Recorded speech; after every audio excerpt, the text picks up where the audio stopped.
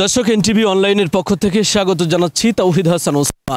দর্শক, আমি এই মুহূর্তে অবস্থান করছি যশোরের অভয়নগর থানা চত্বরে। কিছুক্ষণ আগে আমরা দেখেছি নাশকতা মামলায় আওয়ামী লীগ, যুবলীগ, ছাত্রলীগ সহ প্রায় 11 জনকে জেল হাজতে প্রেরণ করা হয়েছে।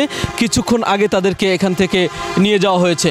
তো আমরা জানি যে গত পরশুদিন বিকাল 3টার দিকে অভয়নগর উপজেলার রাজঘাট নূরজাহান ফিলিং স্টেশন সংলগ্ন এলাকায় একটি ঝটিকা মিছিল করে আওয়ামী লীগ, ছাত্রলীগ, যুবলীগের সমন্বয়ে একটি দল। তো তারা এই মিছিলের পরপরই মূলত অভয়নগর জুড়ে ব্যাপক প্রতিক্রিয়া সৃষ্টি হয়।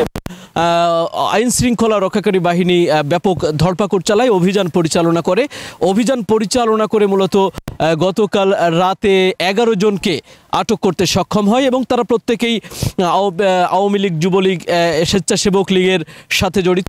আর অভয়নগর উপজেলা নওপাড়া পৌর স্বেচ্ছাসেবক লীগের সভাপতি মেহেদি হাসান রাজন সহ আমরা দেখেছি 11 জনকে জেল হাজতে পাঠানো হয়েছে। তো আমরা এই ব্যাপারে একটু কথা বলবো অভয়নগর থানার অফিসার ইনচার্জ রবিউল ইসলামের সাথে। আপনারা নিশ্চয়ই অবগত আছেন যে গত 14/9/2024 তারিখ দুপুর 3:20 ঘটিকার সময় অন্তর্গ্রহণমূলক কর্মকাণ্ড সৃষ্টির উদ্দেশ্যে এবং নাশকতা সৃষ্টির উদ্দেশ্যে একটি কর্মকাণ্ড নিষিদ্ধ ঘোষিত সংগঠনের কিছু নেতাকর্মী সদস্য তারা অভয়নগর থানাধীন রাজঘাট নূরজাহান পেট্রোল পাম্পের সামনে সমবেত হয় এবং তারা অন্তর্ঘাতমূলক কর্মকাণ্ড সৃষ্টির চেষ্টা চালায়। তাৎক্ষণিকভাবে আমরা উক্ত সংবাদ প্রাপ্ত হয়ে অভয়নগর থানার একটি চৌকস টিম ঘটনাস্থলে যাই এবং এই সংক্রান্তে আমরা তখন থেকেই সিসিটিভি ফুটেজ বিশ্লেষণ করে আমরা তাদেরকে গ্রেপ্তারের চেষ্টা করি এবং এই সংক্রান্তে অভয়নগর থানায় একটি নিয়মিত মামলা রুজু হয়েছে এবং আমরা দীর্ঘ সময় অভিযান পরিচালনা করে এই নাশকতা সৃষ্টিকারী বা চেষ্টাকারীদের মধ্যে মোট 11 জনকে গ্রেপ্তার করে সক্ষম হই। তাদেরকে গ্রেপ্তারপূর্বক অদ্য বিজ্ঞ আদালতে সোপর্দ করা হয়েছে। এই অভিযান অব্যাহত থাকবে।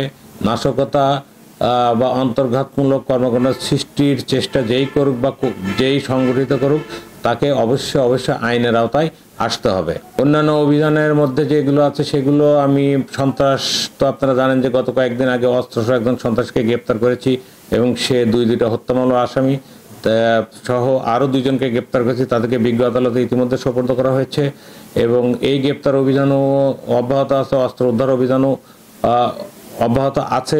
পাশাপাশি আপনারা হয়তো জেনে থাকবেন যে আজকে সকালে পুলিশ এবং সেনাবাহিনীর যৌথ অভিযানে প্রেমবাগ ইউনিয়নের একটি স্কুলের পাশ থেকে খড়ের গাদার ভিতর থেকে বেশ কিছু ককটেল, রামদা এবং লাঠি উদ্ধার করা হয়েছে। সে সংক্রান্তে একটি নিয়মিত মামলা রুজু হয়েছে এবং আমাদের মাদক বিরোধী অভিযান অব্যাহত আছে। গতকালকেও আমরা মাদকসহ একজনকে গ্রেপ্তার করছি, তার কাছ থেকে মোট 43 পিস ইয়াবা ট্যাবলেট উদ্ধার করতে সক্ষম হয়েছি। আমাদের অভিযান অব্যাহত আছে। ধন্যবাদ।